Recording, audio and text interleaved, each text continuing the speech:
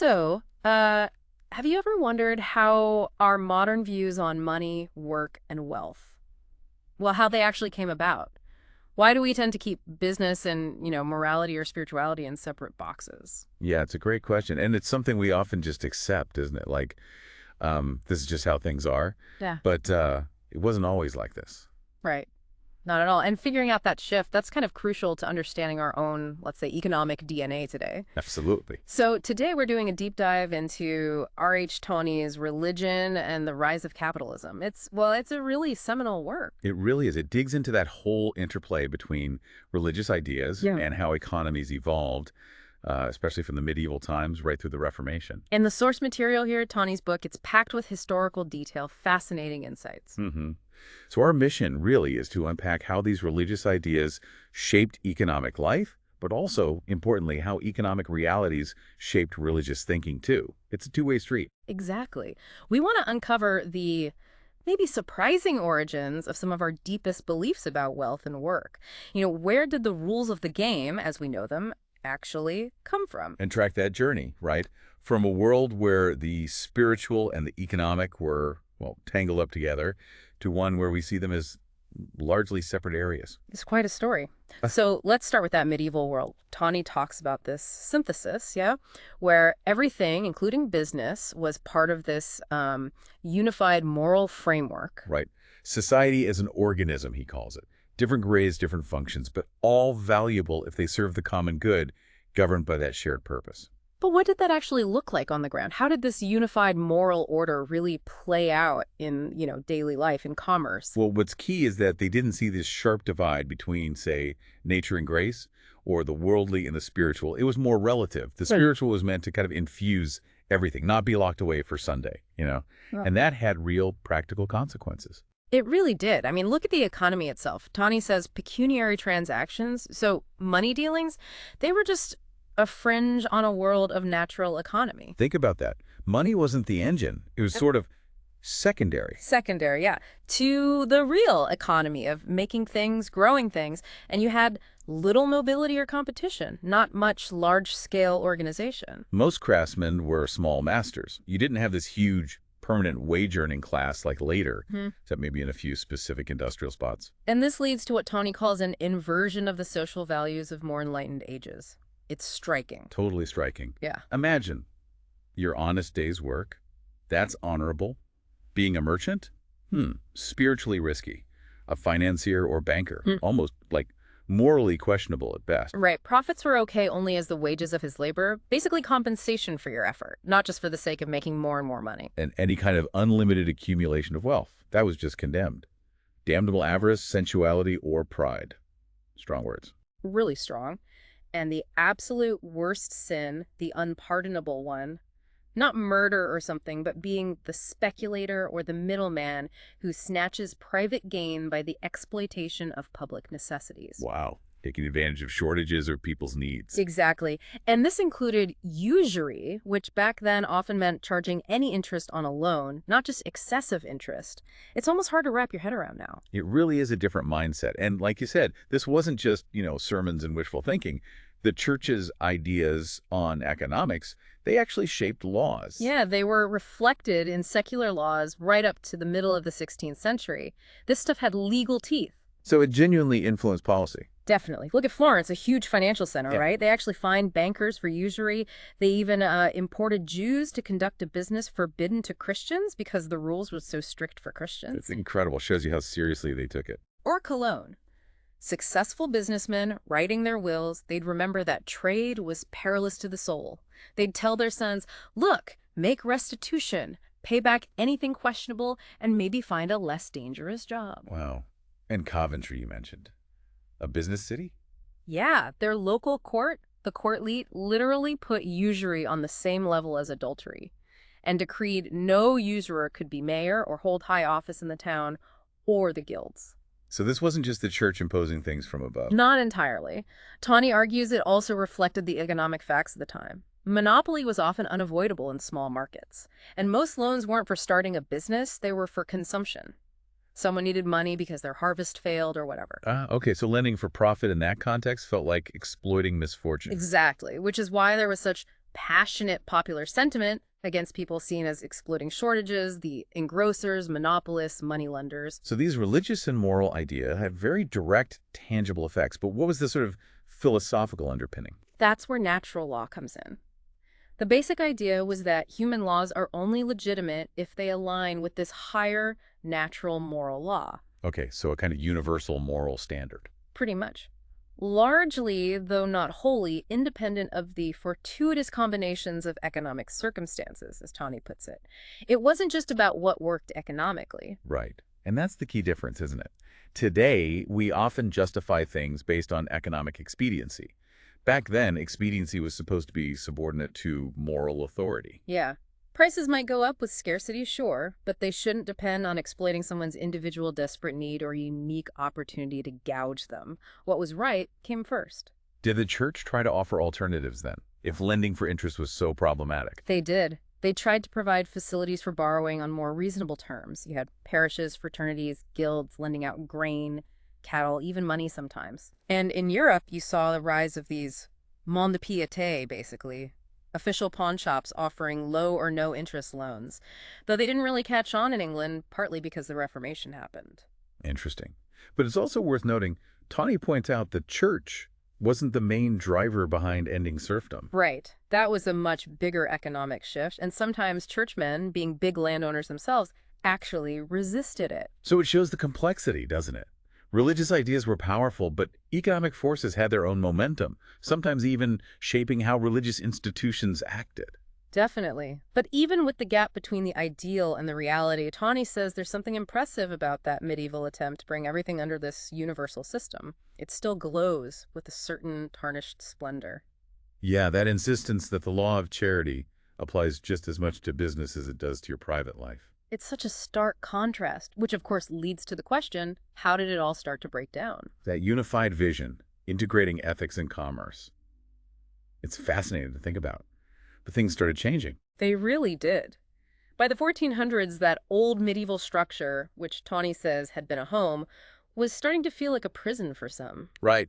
New energies, new ambitions pushing against the old boundaries. You had new wealth coming from mining, peasants challenging traditional land use, nibbling at commons. And some guild members becoming more like, well, plutocratic exploiters or precocious individualists trying to break free from the old collective rules. Then there's this huge geographical shift.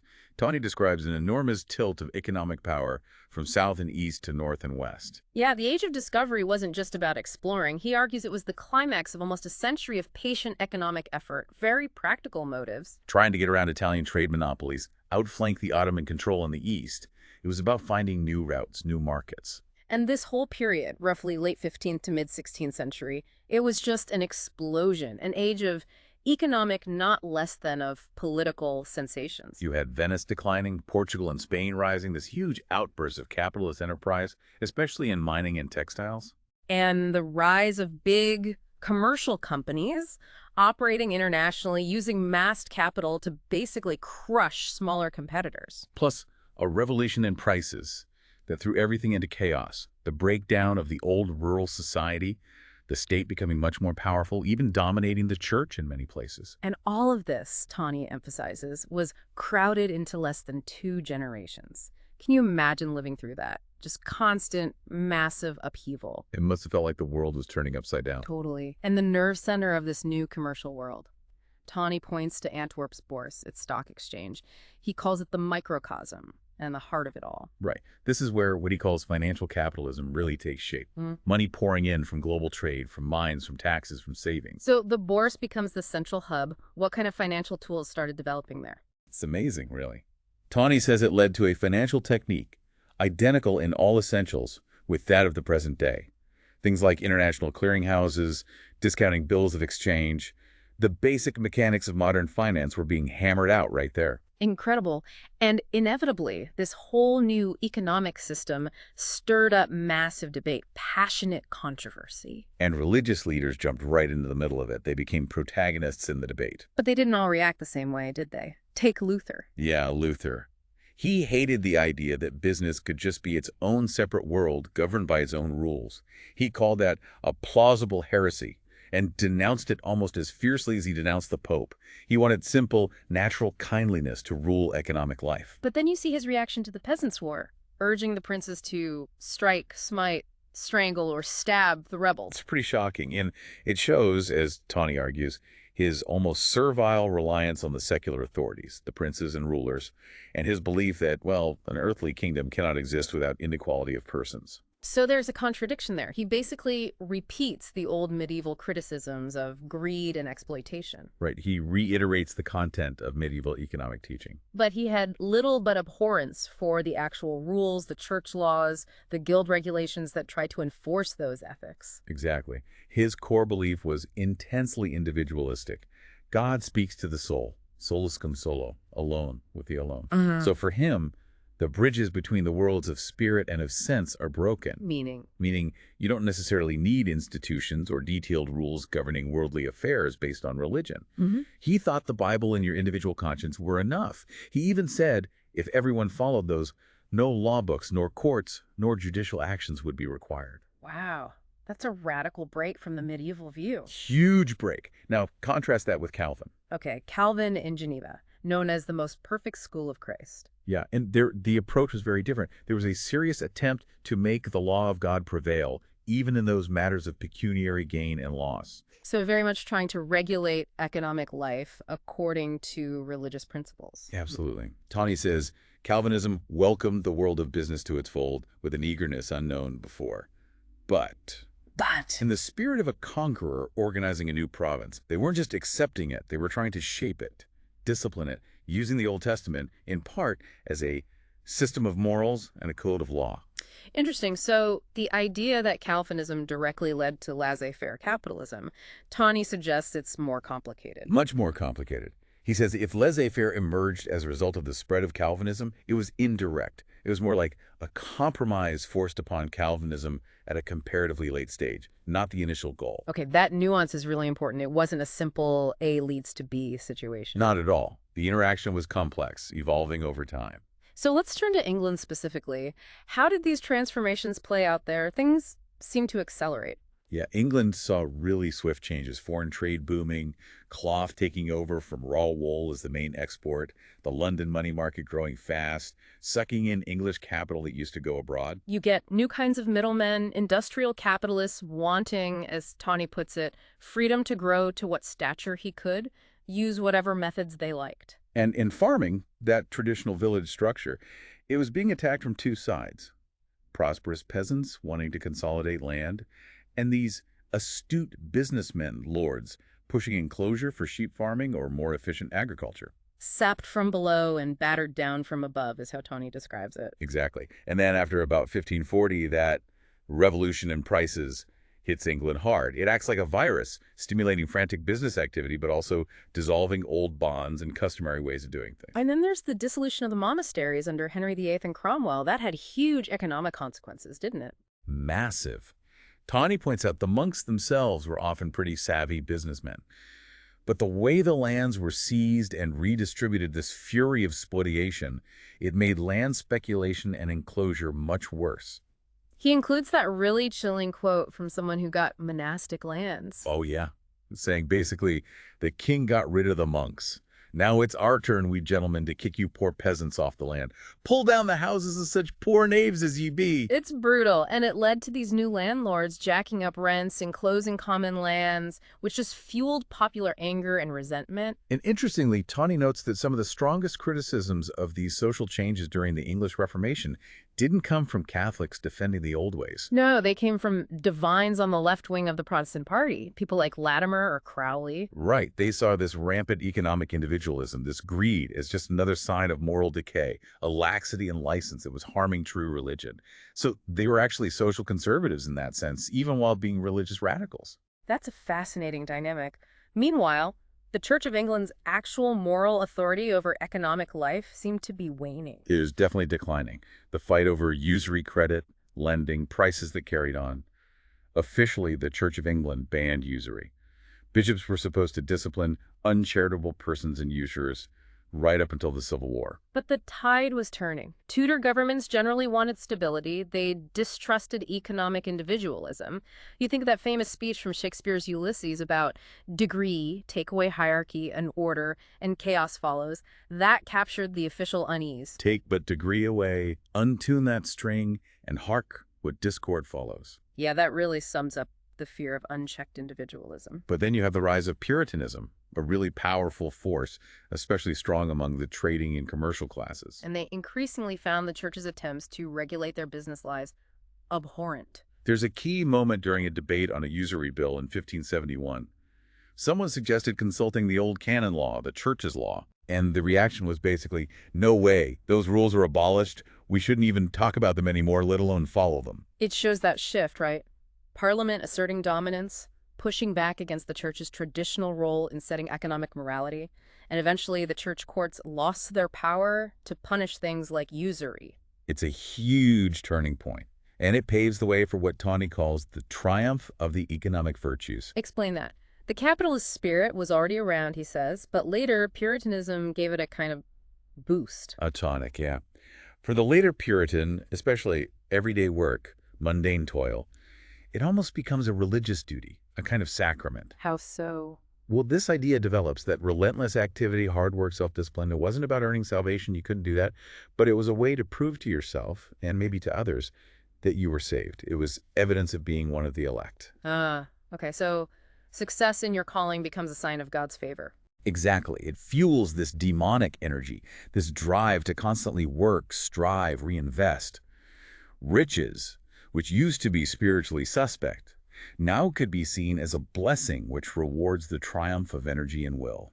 And the flip side, poverty. Poverty, which was once seen as holy or at least deserving of pity, could now be viewed as a sign of moral failure, laziness, lack of grace, a moral failing to be condemned. So this Puritan becomes a practical ascetic. Their discipline isn't in a monastery, but out in the world, on the battlefield, in the counting house, and in the market. And this mindset really resonated with the middle and commercial classes, who became the citadel of the Puritan spirit. They saw themselves as thinking, sober, and patient men, for whom labor and industry is their duty towards God. And these same classes started pushing back harder against any kind of oversight. That quote about merchants' doings must not thus be overthwarted by preachers. Yeah, they became increasingly restive under the whole system of economic paternalism. They just wanted business left to business people without interference from an antiquated morality or government policy based on outdated ideas. Let us handle our own affairs, basically. Pretty much. And Tawney points to Nicholas Barbon as a symbol of this shift. His father was, praise God, Barebones, a famous radical Puritan. Nicholas, the son, writes a Discourse of Trade in 1690, completely secular, focused on economic logic. It marks a move from that intense Puritan rigor towards a more worldly, mundane materialism. So this new economic thinking starts to reshape everything. What about ideas about property? You get thinkers like John Locke arguing that property is a fundamental right existing before government, which implies landowners can pretty much use their property as they pleased, uncontrolled by obligations to the wider community. And that feeds into things like enclosure. Definitely. Attempts to stop enclosure were increasingly seen as attacks on property rights themselves, violations of this natural right. They would destroy property, was the argument. And what about the poor? How did attitudes change there? Big shift. Remember the medieval idea that the poor man hath title to the rich man's goods, a claim on charity? That fades. Okay. The Elizabethan Poor Law, which set up a system for relief, was initially part of a broader social framework. But later, especially after the Restoration, poverty and distress were increasingly blamed on individual improvidence and vice, not on economic shifts or lack of opportunity. So it becomes the individual's fault if they're poor. Largely, yes, which led to much harsher attitudes towards the unemployed, the new industrial proletariat, complaints that they were just self-indulgent and idle. And the church itself, where did it fit in this new landscape? The established Church of England became more closely tied to the ruling aristocracy, the landowners, and the nonconformist churches, the descendants of the Puritans, while they often maintained strong internal discipline. Their focus shifted mainly to individual salvation, personal morality. Tawney says they saw the world less as crude materials waiting the architect's hand to set them, as the foundations of the kingdom of heaven, and more as a battlefield for testing individual character, the social structural aspect dimmed. Wow. So quite a journey we've traced then, from that medieval synthesis where, economic life was meant to have this overarching spiritual Right, purpose, where unlimited gain was suspect, even sinful. to a world where economic success could be seen as a sign of virtue, or at least morally neutral, and self-interest becomes a key driver. That original unity just fractures under all these pressures, economic change, religious upheaval. And it leads us, more or less, to the separation we often see today. This deep dive really underscores that this split between economics and ethics wasn't some inevitable natural development. No, it was the result of centuries of, well, intense struggle, debate, and transformation. A huge shift in how people saw the world and their place in it. A shift that profoundly shapes our own assumptions, often without us even realizing it. Absolutely. And Tani leaves us with a really powerful question at the end. He says, okay, economic efficiency is a necessary element. You need it. But if you turn it from an instrument into a primary object, you might actually destroy efficiency That's itself. you lose sight of the purpose. Exactly. The question, to what end the wheels revolve, still remains. So here's something for you, the listener, to think about. If we, as a society, ignore the requirements of human nature as a whole, if we think that just increasing material wealth can compensate people for systems that insult their self-respect and impair their freedom, What are the real long-term costs? To our progress, but maybe also, in Connie's terms, to our souls. yeah, what other criteria beyond the purely economic do we need to integrate back into how we think about what makes a society truly thrive? A very relevant question, even today, maybe especially today.